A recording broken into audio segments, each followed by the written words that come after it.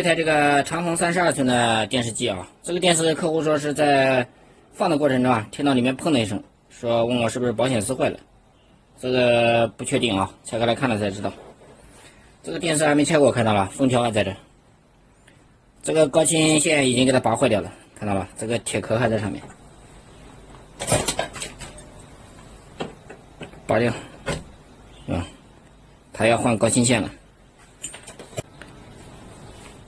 这个电源板跟高压板还挺大的啊，这块主板也不小。以前的电视做工还是可以的。他说砰的一声，也没有什么明显的爆的地方呀，没有看到明显爆的地方啊。这个电容有点脱皮，这个应该是正常的啊，过热可能导致的，或者什么其他原因。这个保险丝是这种塑料的呢，也看不出来爆啊。就这边有点糊，看到了，这个长时间可能发热。拆开看看背面有没有那个，看到了，这个地方烧糊了。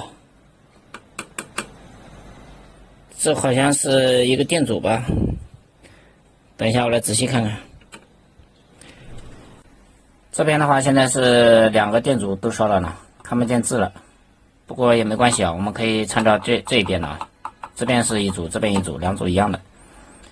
那这个电阻等一下给它拆掉，然后查一下这边的这个长管有没有坏掉。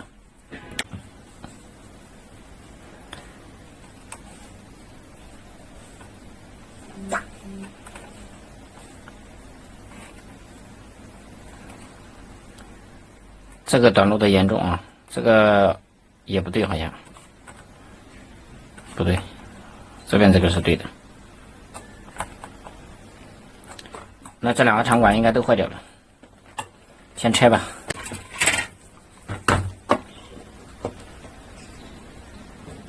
直接短路。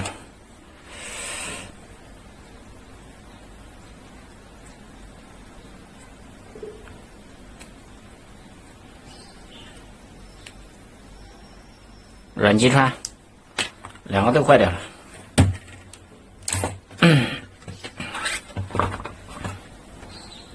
其实这个应该不难修啊，先把这个配件找来。这边这个二极管也顺便测一下，这个小二极管有的时候也容易坏。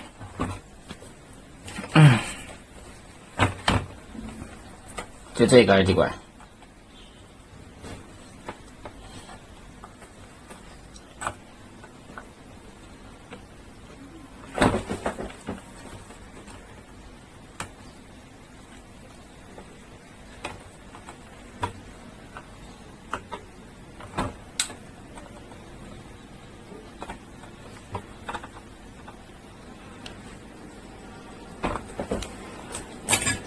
这个二极管果然是坏了啊！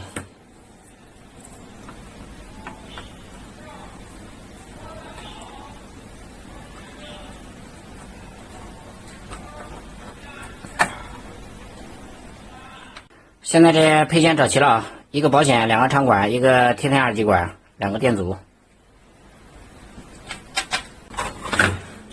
现在这个保险还有2个长管，这边的贴片也换掉了。这个是因为焊盘烧了，所以用的这个插脚电阻直接连起来的，这个没有影响啊。现在测了没有什么明显短路，可以试机了啊。